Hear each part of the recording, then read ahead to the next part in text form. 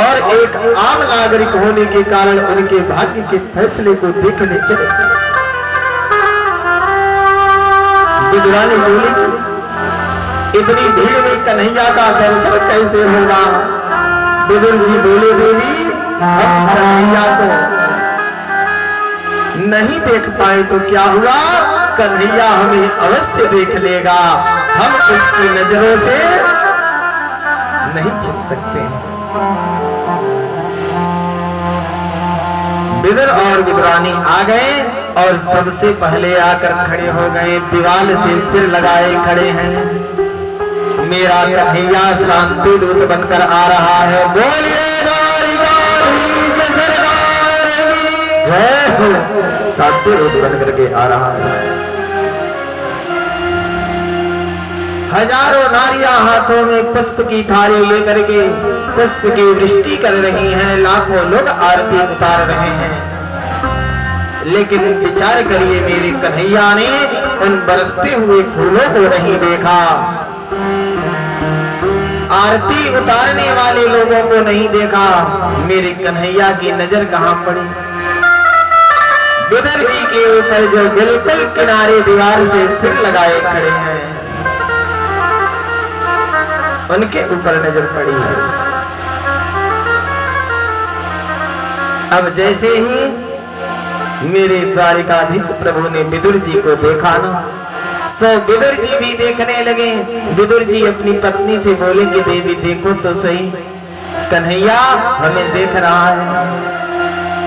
सुखदेव जी कहते हैं, परीक्षित जब भक्त और भगवान दोनों की नजरें मिली तो विदुर का मन रूपी मयूरा खुशी के मारे नृत्य करने लगा, नाचने लगा। परीक्षित मेरे द्वारिकाधीश प्रभु आए और आकर के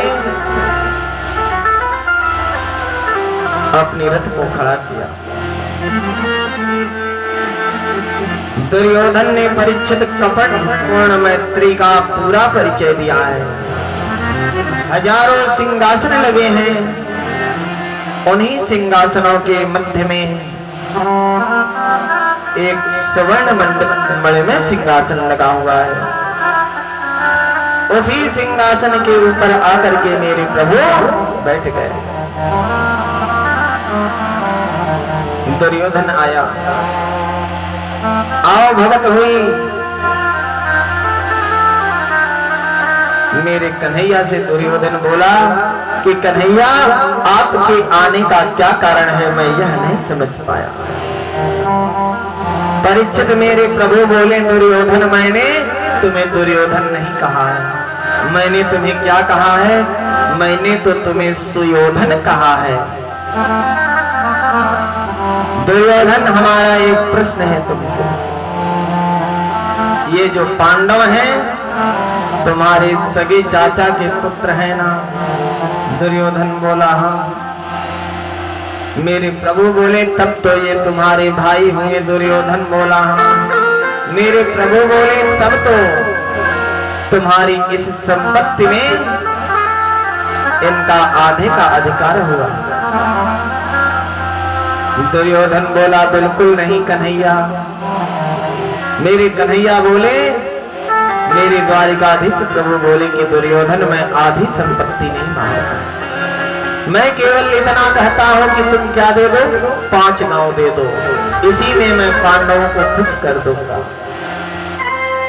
लेकिन दुर्योधन तो मेरे प्यारे द्वारिकाधीश प्रभु की बात सुनते ही झल्ला गया, भड़क गया, क्रोधित हो गया, कहने लगा द्वारिकाधीश सोच्यग्रे नैव दास्यामि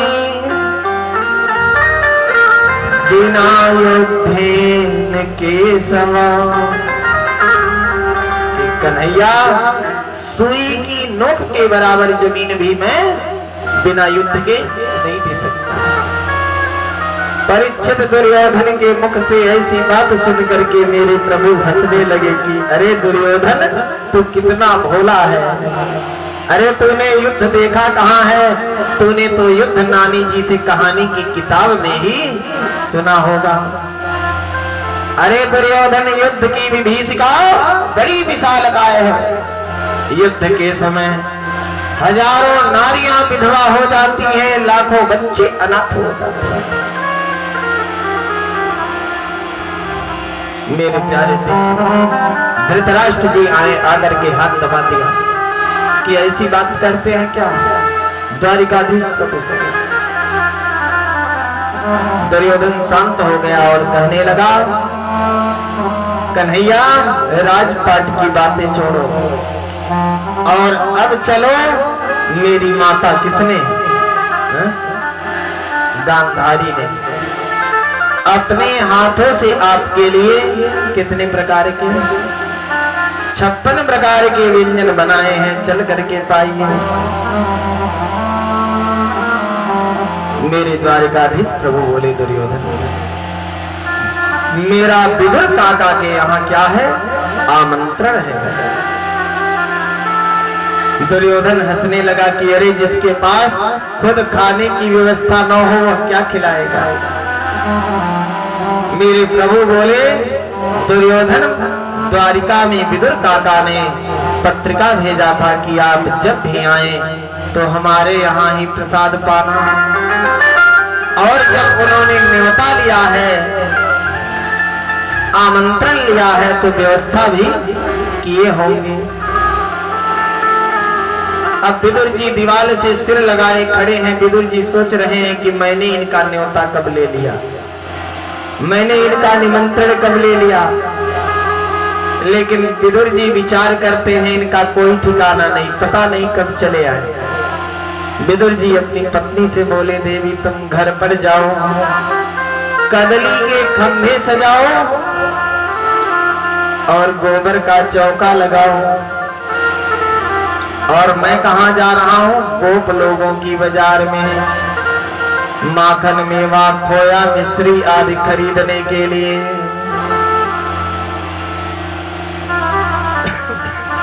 माखन, मेवा, खोया, मिश्री आदि खरीदने के लिए विदुर जी चले गए। विदुरानी घर चली आई। मेरे द्वारिकाधीश प्रभु कहते हैं दुर्योधन से, दुर्योधन भोजन की कुछ परिस्थितियां होती हैं। भोजन की दो परिस्थिति है, या तो भोजन कराने वाले के मन में भाव हो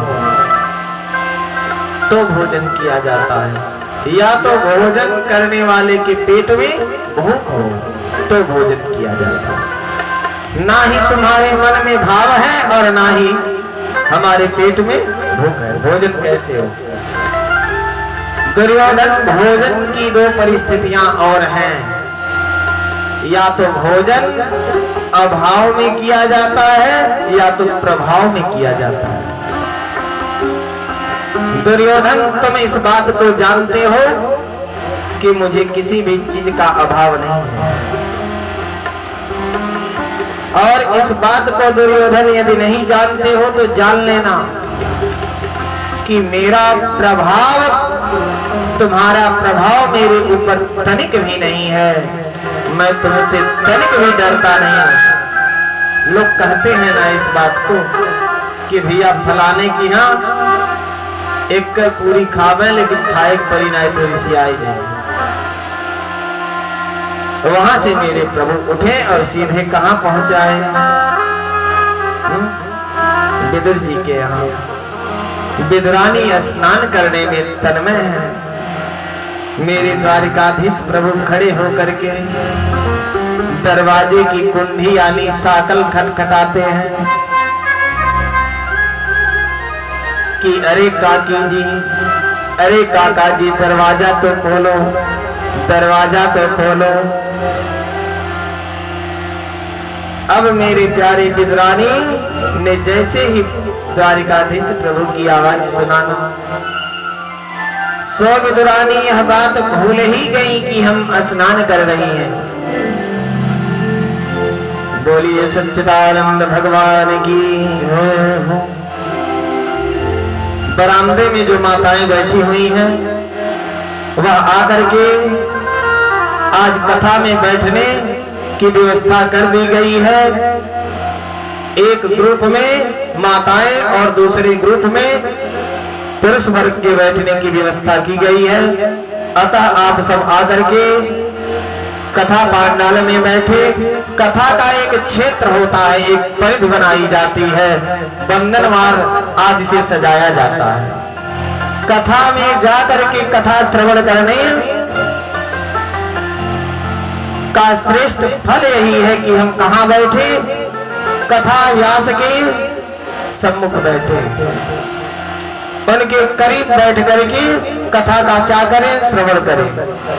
नहीं तो इस तकनीकी माध्यम से यह आवाज तो कई किलोमीटर दूर जा रही है।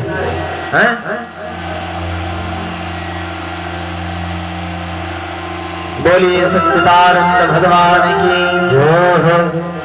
मेरे प्यारे, जैसे ही यह आवाज पड़ी ना, विदुरानी के कान में 100 विदुरानी स्नान करना भूल गई। विदुरानी को ये पता ही नहीं रहा कि मैं स्नान कर रही हूं। अरे जब भक्ति का रंग उमड़ता है, जब भक्ति प्रगाढ़ होती है, प्रेम प्रगाढ़ होता है, तो देह की सुध नहीं रहती है। देह की सुध भूल गई।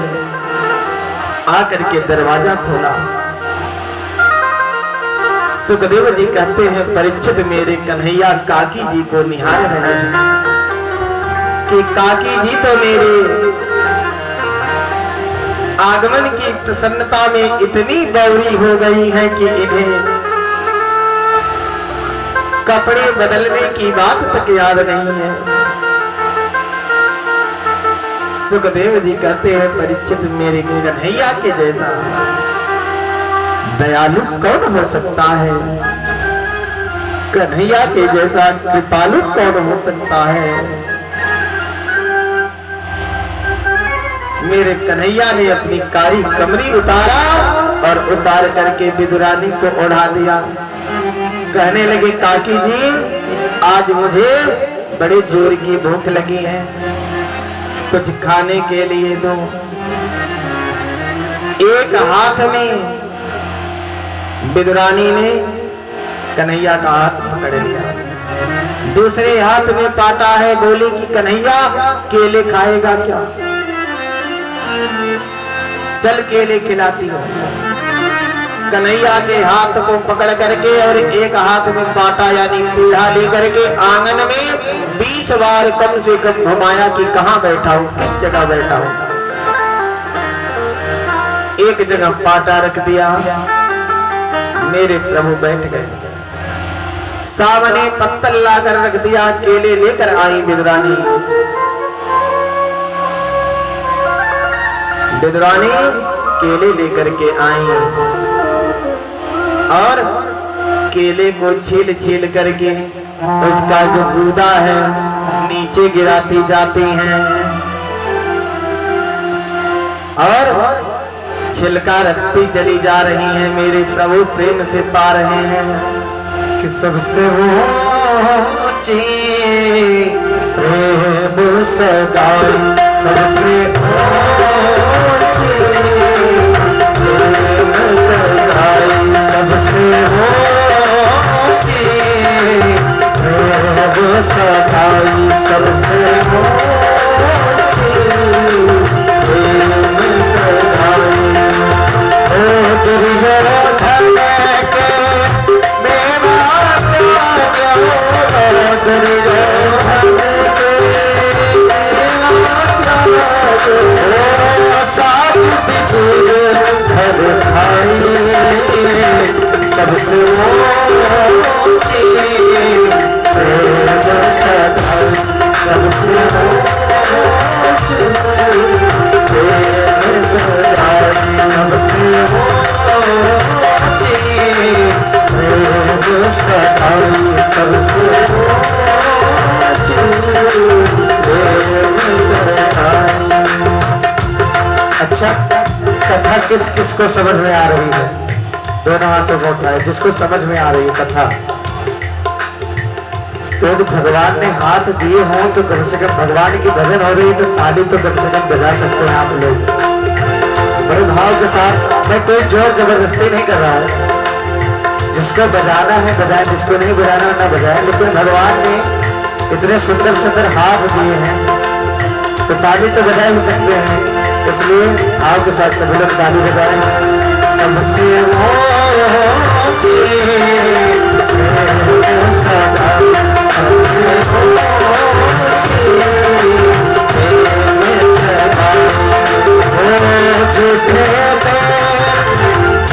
झूठे फल सब रीको खायो, झूठे फल सब खायो, बहु विशाल बताई सबसे वो सखाई, सबसे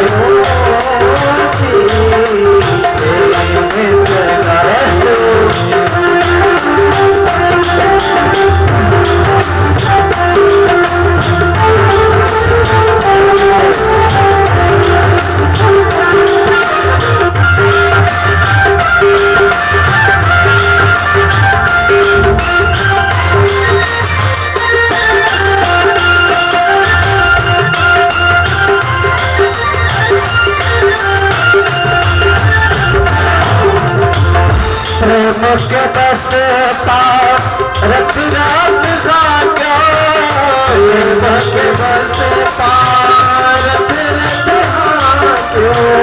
भूल गए ठकुरानी, भूल गए ठकुरानी, सबसे हो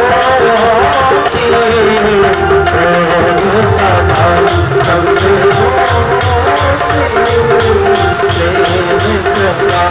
एक बार दोनों हाथों को उठा करके जोरदार प्रभु के नाम को ताली हो जाए। बोल वाक्य हरिलाल की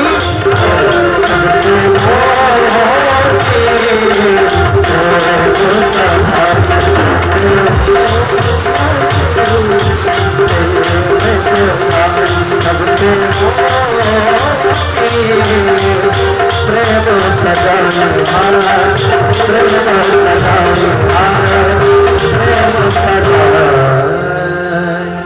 बोलिए द्वारिकाधीश सरकार की जय हो। मेरे प्यारे देखिए, मेरे प्रभु प्रेम से पा रहे हैं प्रसाद। बिदुरानी ने बिदुरानी केले को छील छील करके जो उसका गूदा है नीचे रखते चली जाती हैं और छिलका पत्तल में। दोनों आंखें बंद करके मेरे प्रभु प्रेम से प्रसाद पा रहे हैं कि काकी जी बड़ा मीठा है, बड़ा बढ़िया है, बड़ा आनंद आ रहा है। आज हरि आए विदुर घर पाहुना, बड़े प्रेम के साथ मेरे प्रभु प्रसाद पा रहे हैं। सुध नहीं है विदुरानी को, यह प्रेम की प्रगाढ़ता की पहचान है। अब विदुर जी आए, आकर के दरवाजा खटखटाया। अजी सुनती हो, अजी सुनती हो, दरवाजा तो खोलो। दरवाजा खोला बिदुरानी। विदुर जी कहते हैं देवी ये लो, ले जाकर सामान अंदर रखो, या खाद्य सामग्रियां ले जाकर अंदर रखो। द्वारिकाधीश प्रभु आने वाले हैं, मैं उनकी अगुवानी करने के लिए यहीं बैठूंगा। पहले के जमाने का नियम था, जब लोगों को पता चलता था कि आज हमारे सगे संबंधी या कोई रिश्तेदार आने वाले हैं, तो लोग दरवाजे पर बैठ जाते थे। क्या करने के लिए है? उनकी अगुवानी करने के लिए।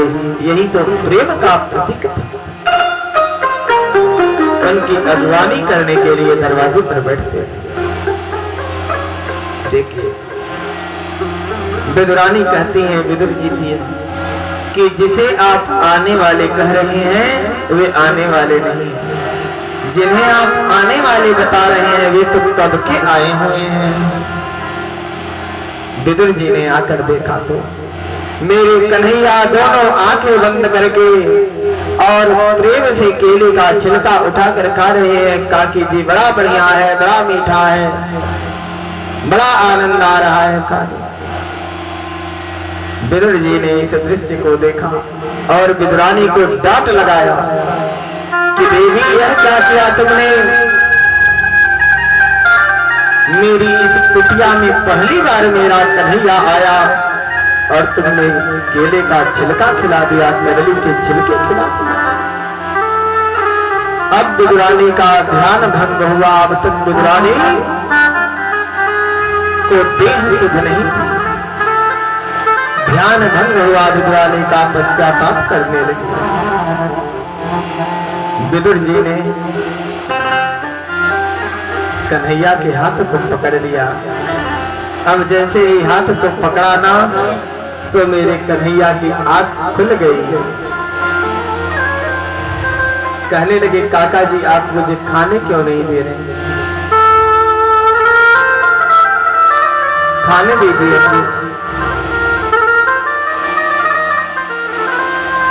विदुर जी और विदुरानी ने कन्हैया से माफी मांगा कि कन्हैया हमें देखो तो सही, हम इतने ना समझ हैं कि हमारी कुटिया में पहली बार आपका पदार्पण हुआ, तो आपको केले का छिलका हमने खिला दिया। कन्हैया हमारी इस गलती को आप क्या करें, माफ करें, हमारी इस गलती को क्षमा करें। विदुर जी बोले कन्हैया ये लो माखन खाओ, मेवा खाओ, मिश्री खाओ, इसे खाओ। थोड़ा थोड़ा मेरे कन्हैया ने माखन मेवा मिश्री खाया और खाने के बाद बोले कि काका जी यदि बुरा ना लगे तो एक बात कहो। विदुर जी बोले कैसी बात? मेरे प्रभु बोले कि काका जी जो स्वाद उस केले के छिलके में था वह स्वाद इस माखन मेवा खोया मिश्री आदि में नहीं। कहने का भाव बिल्कुल स्पष्ट है कि भाव बिन कुछ भी तू देवे मैं कभी लेता नहीं, और भाव से एक पुष्प भी है तो मुझे स्वीकार है। भाव से मुझको भजे तो भव से बेड़ा पार है। भगवान ने अंत में कह दिया कि बांध लेते भक्त मुझको भाव की जंजीर में, इसलिए इस भूमि पर होता मेरा अवतार है। मेरे प्यारे विदुर और विदुरानी को भक्ति आध्यात्म आदि का वरदान देकर के मेरे प्रभु चले गए। आज कौन बैठा है? आज बैठे हुए हैं उद्धव जी। मेरे प्रभु अपने परम धाम को जाने वाले हैं। उद्धव जी ने विचार किया कि क्यों ना भगवान से पूछ लो, द्वारिकाधीश प्रभु से पूछ लो कि प्रभु आपको भोजन पाने में, प्रसाद पाने में सबसे ज्यादा आनंद कहाँ आया? अरे सब भोजन के लिए ही परेशान रहते हैं और भोजन के स्वाद को चखने के लिए,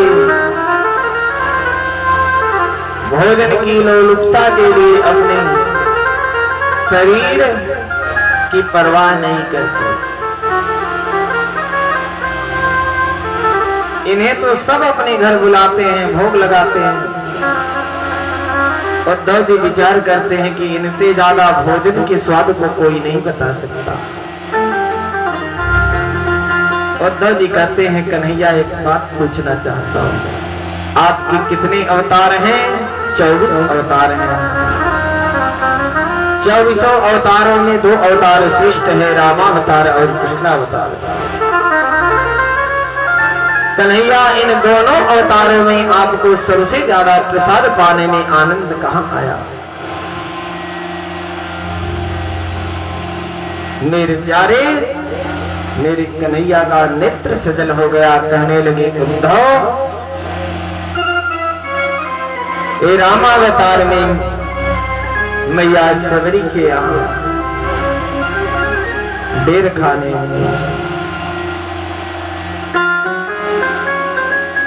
और कृष्णावतार में विदुर काका के यहाँ कदली यानी केले के छिलके खाने में, इन दोनों जगह प्रसाद पाने में जो आनंद आया, ऐसा आनंद कभी नहीं आया।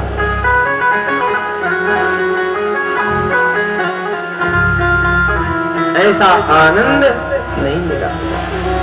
द्वारिकाधीश प्रभु कहते हैं उद्धव, आज मुझे किसकी याद आ रही है? आज मुझे विदुर जी की याद आ रही है। कहीं जा करके मेरा संदेशा विदुर जी से कहना। विचार करिए, सारी दुनिया किसे याद करती है?